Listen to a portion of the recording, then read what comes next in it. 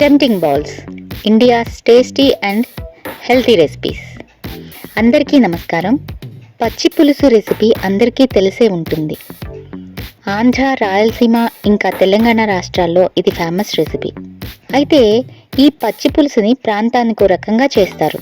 ఇప్పుడు నేను చెప్పేది మాత్రం ఆంధ్ర స్టైల్ పచ్చి పులుసు. దీనికి స్టవ్తో పని లేదు, ఒక్క 5 minutesలో రెడీ అయిపోతుంది. ఈ పచ్చి పులుసుని రాయలసీమలో మరో విధంగా చేస్తారు, అది నేను మళ్ళీ చూపిస్తాను.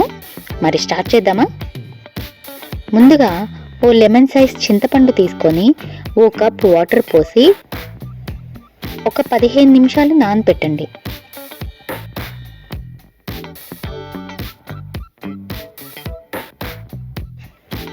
పదిహేను నిమిషాల తర్వాత చింతపండుని బాగా స్క్వీజ్ చేస్తూ నలపండి.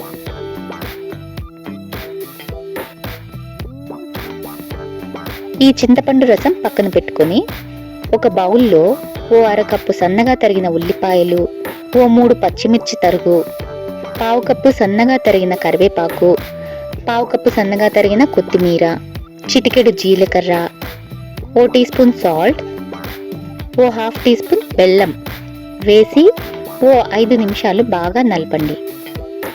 ఎంత బాగా నలిపితే అంత బాగా ఫ్లేవర్స్ రిలీజ్ అయ్యి పచ్చి పులుసు టేస్ట్ ఇంప్రూవ్ అవుతుంది.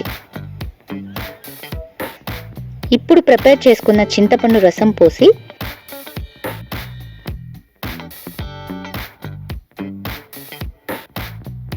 చిటికెడు పసుపు వేసి బాగా కలపండి. ఈ పచ్చి పులుసు చిక్కగా ఉంటేనే బాగుంటుంది, మరీ పల్చగా చేస్తే అంత బాగుండదు. తాలింపు కావాలంటే వేసుకోవచ్చు, కానీ నేను ఇక్కడ వేయట్లేదు. వేడి వేడి అన్నంలో ఈ పచ్చి పులుసు కలుపుకొని తిన్నారంటే ఆకలి లేని వాళ్ళు కూడా ఎంజాయ్ చేస్తూ తింటారు. పుల్ల పుల్లగా, కారం కారంగా చాలా బాగుంటుంది.